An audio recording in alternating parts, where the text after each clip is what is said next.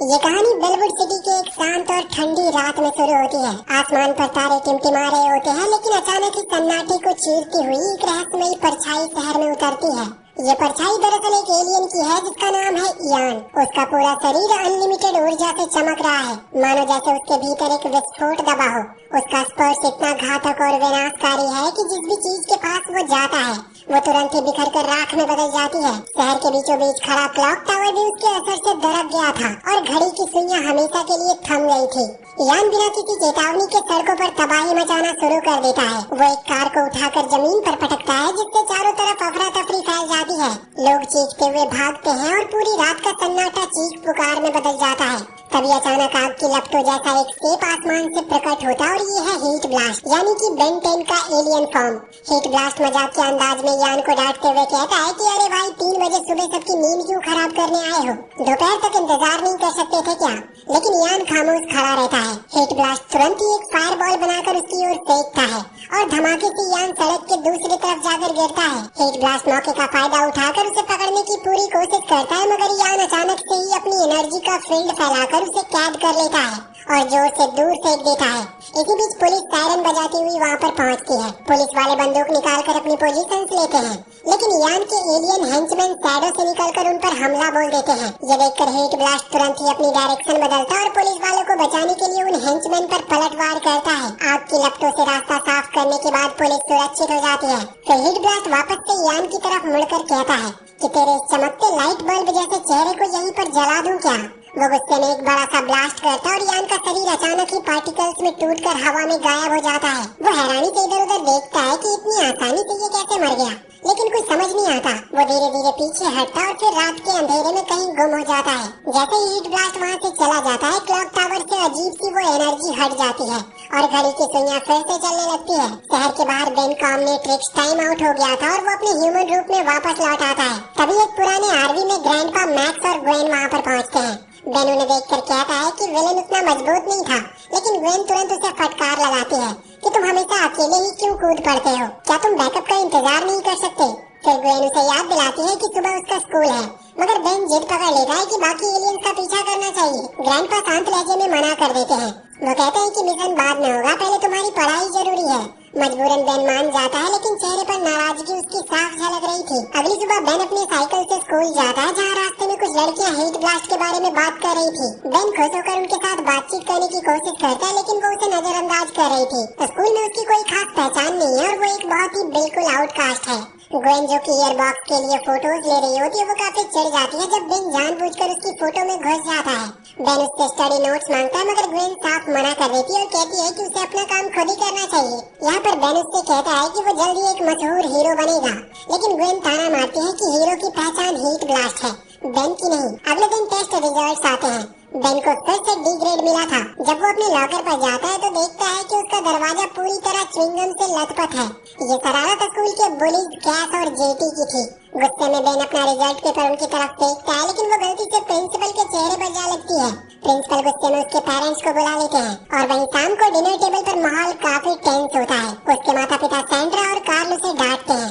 Karl समझाता है कि उसे गुस्से पर काबू रखना चाहिए, जबकि सैंड्रा कहती है कि उसे ग्रैंडपा मैक्स के साथ कम और अपनी उम्र के बच्चों के साथ ज्यादा समय बिताना चाहिए। बेन गुस्से में अपने ग्रैंडपा का बचाव करता है और अचानक ही घर छोड़कर मैक्स के पास चला जाता है। सैंड्रा उसके पीछे जाने की कोशिश करती है, लेकिन कार्ल रोक देता है। वो कहता है कि बेन को अपने फैसले खुद ही लेने दो। यहाँ पर बेन दुखी होकर ग्रैंडपा से कहता है कि स्कूल में सब उसे लूजर समझते हैं। ग्रैंडपा उसे प्यार से समझाते हैं कि सीक्रेट पहचान की अहमियत यही है, उसे एक नॉर्मल बच्चे की तरह रहना होगा, चाहे कोई उसकी असलियत जानता हो या नहीं। उसी समय हम फिर से क्लॉक टावर का सीन देखते हैं, जहाँ पर यान जीवित दिखाई देता है। उसने बेन और ओमनीट्रिक्स का रिसर्च करने के लिए अपनी मौत का नाटक किया था। वो अपने सबऑर्डिनेट्स की फेलियर पर इतना गुस्सा होता है कि उनमें से एक को वो वहीं पर मार डालता है। वो कहता है कि मेरा मिशन अब पूरा होने वाला है। उसकी एलियन आर्मी अभी स्पेस में है और उसे बुलाने के लिए केवल एक आखिरी डिवाइस चाहिए, जो कि एक आर्मेगेडोन डिवाइस था। अगले दिन स्कूल में बेन टैलेंट शो की प्रैक्टिस में कुछ लड़कियों से जुड़ने की कोशिश करता है, लेकिन वो उसका मजाक उड़ाती है।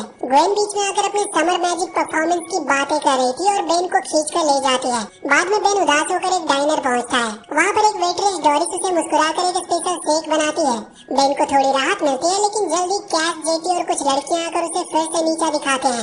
इस बार बेन का सब्र टूट जाता है। वो ग्रैंडपा की चेतावनी भूलकर ऑमनीट्रिक्स एक्टिवेट करता है और ग्रे मैटर में बदल जाता है। छोटे से शरीर में वो डायनर की मशीन सबोटाज करता है और अचानक सारे बुली खाने और अंडों से लथपथ हो जाते हैं।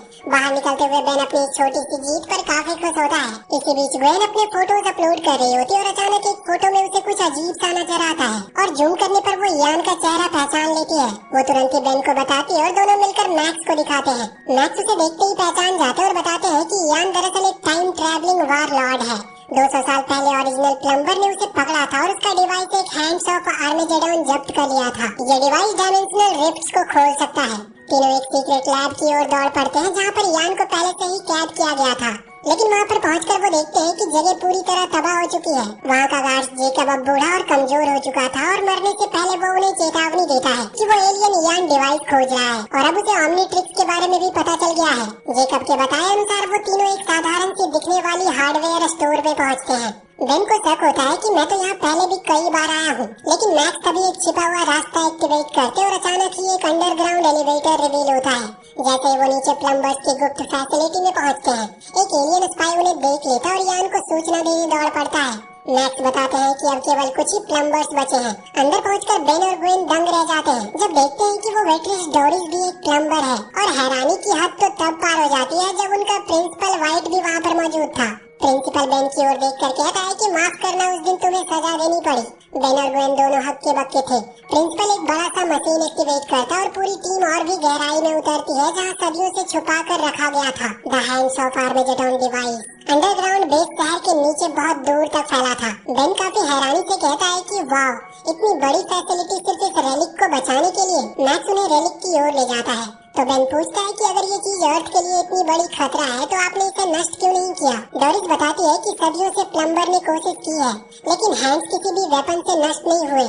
प्रिंसिपल व्हाइट आगे कहता है कि पहली बार जब हमने कोशिश की तो उसकी एनर्जी से ग्रैंड कैनायन बन गया था, दूसरी बार शिकागो फायर हुआ था और यही वजह है कि हम इसे सिर्फ सुरक्षित ही रख सकते हैं, इसे नष्ट नहीं कर सकते। बेन अपनी मुट्ठियों को कस लेता है और बाकी सभी की तरफ देखकर कहता है तो फिर हमारा सिर्फ एक ही काम है, ये सुनिश्चित करना कि यान कभी इस रेलिक का इस्तेमाल न कर पाए। सालों पहले तुम लोगों ने उससे लड़ाई की थी, लेकिन अब तुम सब बूढ़े हो चुके हो।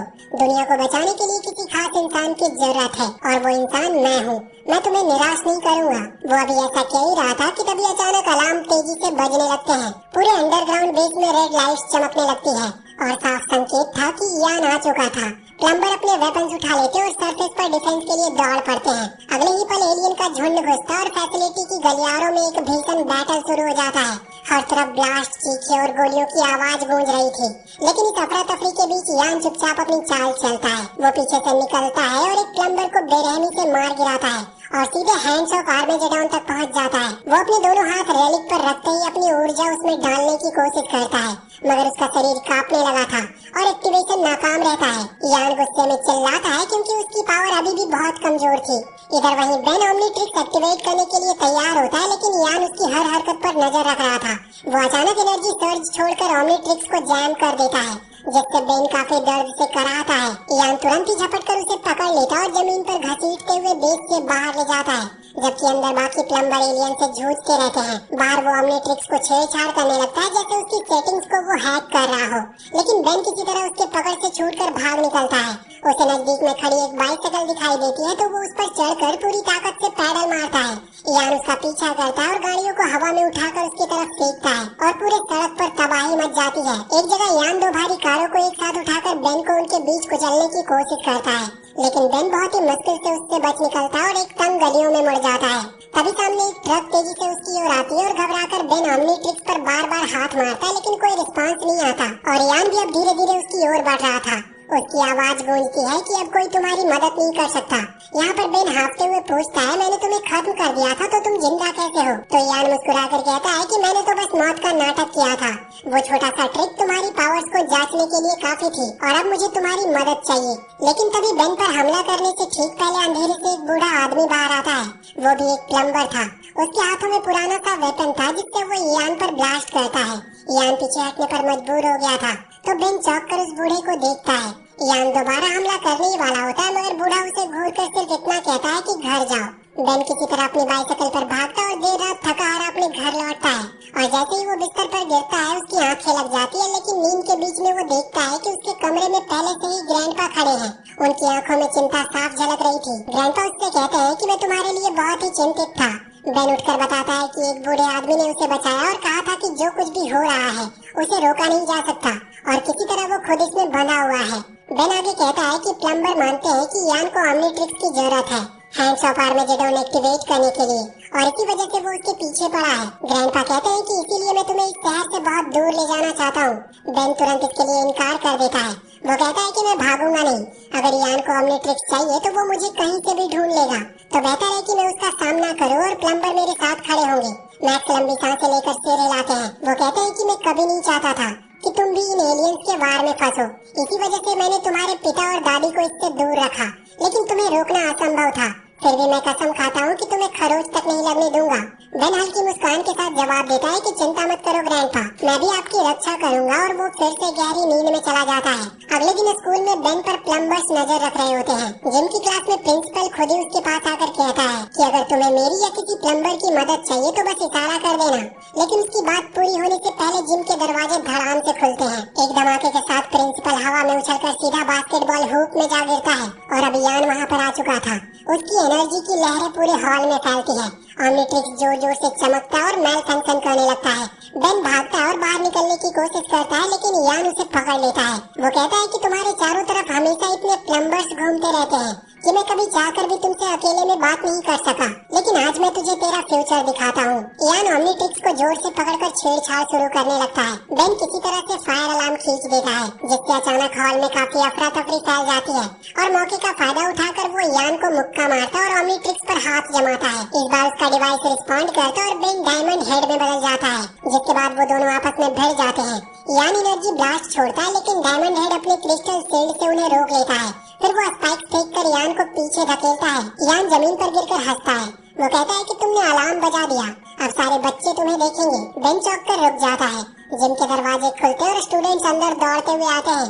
यान इस मौके का फायदा उठाकर वहाँ से गायब हो जाता है। बेन जल्दी से भागकर लॉकर रूम में छिप गया था और ग्वेन बाहर उसका इंतजार कर रही होती है। जब वो वापस आता है तो वो बताता है कि वो मुझे ढूंढ चुका है और वो चाहता है कि मैं उससे अकेले में मिलूं और अब मैं भी यही चाहता हूँ कि इसका अंत फेस टू फेस ही हो। ग्वेन यहाँ पर जिद करती है कि वो भी उसके साथ जाएगी। उसी रात बेलवुड के सुनसान कोने में बेन और ग्वेन यान का इंतजार कर रहे होते हैं। ग्वेन कहती है कि तुम अकेले उसका सामना नहीं कर सकते, इसमें तुम सिर्फ अपने आप को चोट पहुँचाओगे। बेन जवाब देता है कि मैं भागते भागते अब थक चुका हूँ, अगर तुम डरती हो तो घर चली जाओ, लेकिन इस बार मैं इसका अंत करके ही रहूंगा। मैं अपनी सिटी को बर्बाद होते नहीं देख सकता। अचानक ही उनके पीछे से मैक्स आ जाता है। वो कहता है कि ये बहुत ही बेवकूफी भरा काम है। क्या तुम सच में सोचते हो कि अकेले उसका सामना करोगे और जिंदा लौट आओगे? लेकिन इससे पहले कि बहस आगे बढ़े, अचानक उनका रस्ट बकेट वैन हवा में उठकर दूर जा पटकता है। यान के एलियन उन्हें घेर लेते हैं और सबको पकड़कर यान के पास ले आते हैं। उन्हें जंजीरों से बांध दिया जाता है। दूसरे कमरे में बाकी प्लम्बर्स भी कैद थे और तभी यान की हंसी गूंजती है और वो उनके सामने आता है। वो कहता है कि ऑमनीट्रिक्स तुम्हें सिर्फ 10 मिनट के लिए ट्रांसफॉर्म करता है ताकि एलियन डीएनए तुम्हें पूरी तरह कंट्रोल ना कर ले, लेकिन मैंने इसका रिसर्च किया है और अब मैं अपना डीएनए तुम्हारे साथ हमेशा के लिए मर्ज कर दूंगा और हम दोनों एक ही बन जाएंगे और तुम्हारे जरिए ही मैं अपनी रेसेस को समय की कैद से मुक्त करूंगा। हम कभी वो माइटी वॉरियर थे जिन्होंने यूनिवर्स पर राज किया था। हमारी शक्ति की भूख ने हमें कैद में डाल दिया, लेकिन अब हैंड्स ऑफ आर्मेगेडोन के सहारे मैं वापस लौटूंगा। मेरा शरीर कमजोर है, इसलिए मैं तुम्हारे अंदर पुनर्जन्म लूंगा। बेन गुस्से से चीखता है और कहता है कि ये कभी नहीं होने वाला, लेकिन यान ऑमनीट्रिक्स को मजबूर करता है। डिवाइस हरे रंग में चमकता है और डीएनए इंजेक्शन सीक्वेंस शुरू हो जाता है। बेन चीख उठता है और उसका शरीर बदलने लगता है और कुछ ही सेकंड में बेन वहाँ से गायब भी हो जाता है और उसकी जगह अब खड़ा था यान, जो कि अब ऑमनीट्रिक्स से इंफ्यूज होकर कहीं और भी ज्यादा शक्तिशाली बन गया था। वो तुरंत ही हैंड ऑफ आर्मेगेडोन एक्टिवेट करता है और आसमान में पोर्टल खुल जाता है और एलियन शिप्स जो सदियों से टाइम लूप में फंसे थे वो बाहर निकलने लगते हैं। ग्वेन किसी तरह छिपा हुआ लेजर टूल निकालकर अपने आप को और मैक्स को आजाद करती है। मैक्स यान पर हमला बोलता है ताकि उन्हें वक्त मिल सके। उसी दौरान प्रिंसिपल भी प्लम्बर्स को आजाद करता है और पूरी फैसिलिटी एक जबरदस्त युद्ध में बदल जाती है। मैक्स एनर्जी पोलैरिटी का इस्तेमाल करके हैंड्स बंद करने की कोशिश करता है, लेकिन उल्टा उसे शॉक लगता है और वो जमीन पर जा गिर पड़ता है। यान वहाँ पर खड़ा होता है। ग्वेन रोते हुए चिल्लाती है कि तुम मेरे भाई हो, तुम्हें वापस आना ही होगा। लेकिन बेन जो अभी यान के कंट्रोल में था वो हमला करता है। ग्वेन यहाँ पर लगातार उसे आवाज देती रहती है कि ग्रैंडपा को हमारी जरूरत है, दुनिया को सिर्फ तुम ही बचा सकते हो। बेन उसके अंदर ही अंदर काफी संघर्ष कर रहा था।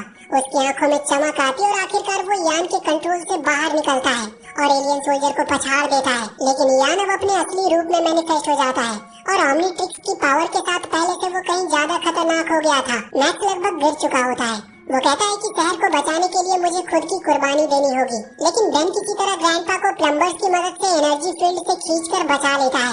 हैंड्स एक्टिवेट हो जाते हैं और पोर्टल बंद हो जाता है और एलियन शिप वापस टाइम लूप में खींचे चले जाते हैं। कुछ देर के बाद अचानक ही ग्वेन कहती है कि टैलेंट शो में हमें परफॉर्म करना है। बेन कराते हुए कहता है कि नहीं, अब मुझसे नहीं होगा। प्रिंसिपल मुस्कुराकर उन्हें वहाँ पर छोड़ने की पेशकश करता है, लेकिन अभी समय फ्रीज हो गया था। यान अब भी जिंदा था।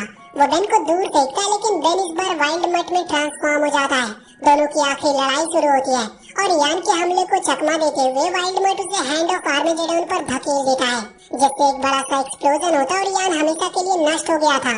बेलवुड की बिजली कुछ पल के लिए झपकती है और फिर नॉर्मल हो जाती है। इधर टैलेंट शो में एक्ट चल रहे होते हैं। ग्वेन अपने मैजिक ट्रिक शुरू करती है, लेकिन बेन अब तक पहुंचा नहीं होता। तभी वाइल्ड मट स्टेज पर कूदकर उसकी मदद करता है। भीड़ तालियों से गूंज उठती है और ठीक उसी वक्त बेन रिवर्ट होकर पर्दे के नीचे से बाहर आता है और ग्वेन के साथ परफॉर्मेंस में शामिल हो जाता है। सारे दर्शक पागलों की तरह चीयर करते हैं और कैस और जीटी हैरान रह जाते हैं और वो समझ जाते हैं कि बेन सचमुच में वाइल्ड मट को जानता है। आखिर में विनर्स की घोषणा होती है। बेलवुड सिस्टर्स पहला स्थान जीतती है, जबकि बेन और ग्वेन दूसरे स्थान पर आते हैं। ग्वेन जीतते थोड़ी नाराज थी, लेकिन बेन मुस्कुराकर कहता है कि हमने सिटी को बचाया है, ये हर कोई नहीं कर सकता। उनके पेरेंट्स खुश होकर उन्हें गले लगा लेते हैं। मैक्स पूरे परिवार को डिनर पर ले जाता और बेलवुड अब एक बार फिर से सुरक्षित हो चुका था।